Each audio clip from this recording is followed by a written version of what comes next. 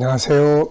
김성길 목사와 함께하는 예수님 이야기, 이 시간에 제4단원의 165회가 되겠습니다. 본문은 마태복음 6장 25절로 34절 우리 한 번 더 읽어보겠습니다. 지금 우리는 이제 염려에 대한 문제들을 지금 함께 나누고 있습니다. 다 같이 읽어보죠. 그러므로 내가 너희에게 이르노니 목숨을 위하여 무엇을 먹을까, 무엇을 마실까, 몸을 위하여 무엇을 입을까 염려하지 말라. 목숨이 음식보다 중하지 아니하며 몸이 의복보다 중하지 아니하냐.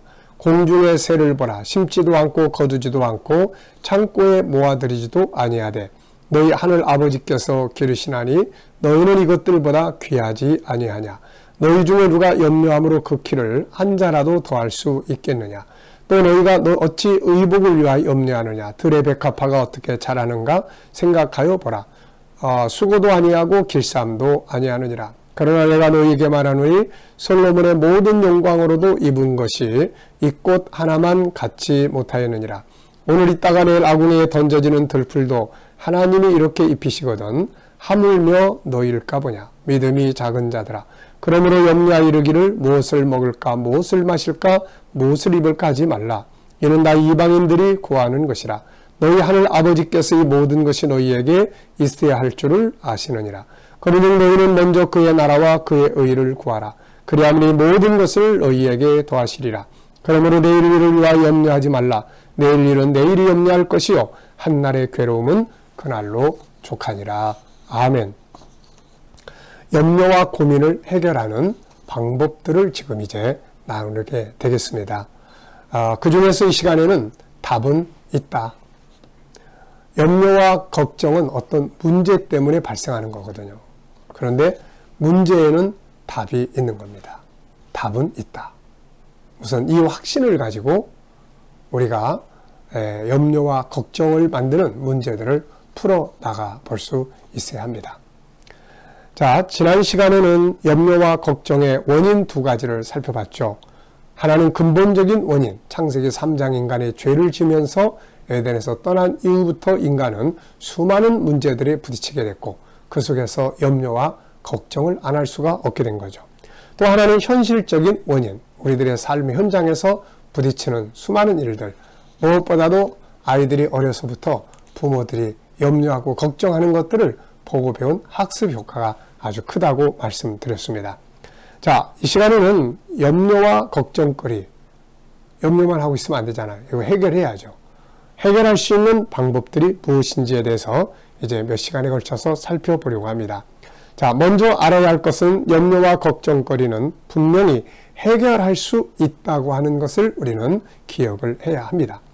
최선책이냐, 차선책이냐, 좀 더 손해를 보냐, 아니면 덜 손해를 보느냐의 차이점이 있는 것 뿐이지 해결 방법은 분명히 있는 것이죠.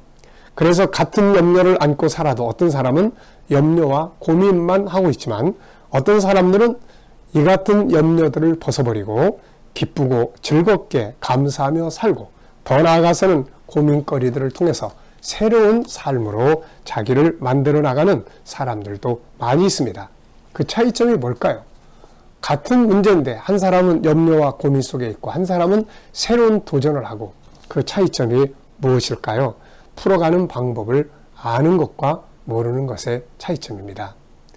문제가 부딪혔을 때 풀어가는 방법들을 아는 사람들은 염려하고 고민은 하지만 빨리 거기서 빠져나올 수가 있게 되는 거죠.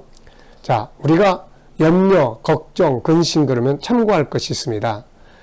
심리학 어떤 연구 결과에 의하면 사람의 근심 걱정하는 것이 100이라면 그 중에 40%는 나중에 보면 실제로 아무것도 발생하지 않는다는 것이고 35%는 바꿀 수 있다는 것이고 15%는 내가 고민하는 것보다 시간이 지나니까 훨씬 좋게 결과가 온다는 것이고 8%는 사소한 별것 아닌 걱정이고 다만 2%만이 정말로 걱정할 수밖에 없는 걱정거리에 해당되는 것이다. 이렇게 이야기를 해놨습니다. 자, 40%는 실제로 안 일어난다는 것, 35%는 변경할 수도 있다는 것, 15%는 예상하고 생각하는 것보다 좋은 결과가 나온다는 것. 8%는 사소한 것이라는 것. 2%만 정말로 고민해야 한다는 것이에요. 그래서 이렇게 다 따져놓고 보면 이렇게 분석이 할 수 있다는 겁니다. 정말 어떤 때는 시간이 지나가면 아무것도 아닌 것들을 안고 고민할 때가 많습니다. 그리고 막상 부딪혀보면 생각보다 훨씬 더 잘 해결되는 일들이라는 것을 느끼게 될 때가 많죠. 자, 저는 고린도전서 10장 13절을 참 좋아합니다. 한번 읽어볼까요? 사람이 감당할 시험 밖에는 너희가 당한 것이 없나니 오직 하나님은 미쁘사 너희가 감당하지 못할 시험 당함을 허락하지 아니하시고 시험 당할 즈음에 또한 피할 길을 내사 너희로 능히 감당하게 하시느니라. 감당할 시험, 문제가 생기는 거고 더 중요한 것은 문제가 생겼을 때 시험을 당했을 때 피할 길을 낸다는 거죠. 피할 길이 있다는 겁니다. 저는 오래전에 이 말씀을 다 깨닫고 나서 답은 있구나. 답은 있다. 피할 길이 있다. 답이 있다는 것을 그때부터 인식하기 시작을 했습니다. 그리고 어느 수학 선생님한테 이런 질문을 해봤어요. 집사님, 만약에 학교에서 선생님이 답이 없는 문제를 내면 어떻게 되나요? 그랬더니 징계받습니다. 그러더라고요. 답은 있는 거예요. 우리가 그렇게 염려하고 고민하고 하지만 어떻게 그것을 다 분석하고 생각을 해보면 답을 찾아보면 다 있는 거예요. 이게 세상에 답이 없는 문제는 없다는 것을 꼭 기억하시기 바랍니다. 때로는 생각을 바꾸면 답이 되기도 하고 때로는 내 눈이 아닌 하나님의 눈으로 보면 답이 나올 때도 있고 홍해바다가 앞을 가로막았을 때 사람의 눈에는 답이 없지만 하나님의 눈에는 홍해바다 밑에 길이 있지 않습니까? 그래서 우리가 어떻게 생각을 하고 하느냐에 따라서 답은 다 있어요. 문제는 답을 모르기 때문에 문제고 또 하나는 답을 찾았어도 그 길로 안 가기 때문에 문제가 되는 것이죠. 자, 그러므로 염려와 근심거리가 있을 때 고민하고 절망하고 낙심만 하지 말고 답을 찾는 자세를 갖는 것이 아주 중요합니다. 문제의 답은 어딘가에는 반드시 있습니다. 때로는 내 눈으로 보았을 땐 답이 보이지 않다가 하나님의 눈, 주님의 눈, 말씀의 눈으로 보면 답이 있게 될 때도 많이 있죠. 어떤 때는 책 한 권을 통해서 읽다 보면 답이 나올 때도 있고 어떤 때는 내가 좀 나를 낮춰버리면 내가 나를 바꾸면 답이 나올 때도 다 있습니다. 손해가 왔을 때 그걸 극복만 하려고 할 게 아니라 손해 안 보려고만 할 게 아니라 내가 손해를 좀 봐버리면 그게 답이 될 때도 있는 것이죠. 이 세상에는 답이 없는 문제는 없다. 자, 고민과 걱정에서 벗어나는 방법은 크게 두 가지가 있습니다. 하나는 일반적인 방법이 있고 하나는 영적인 방법이 있습니다. 영적 방법이라는 것은 하나님과의 관계에서 문제를 풀어가는 거죠. 자, 이것을 잘 보여주는 사람이 바로 야곱입니다. 우리가 잘 아는 대로 야곱은 장자의 권리를 사고 형 에서와 서로 원수 관계가 돼버렸죠.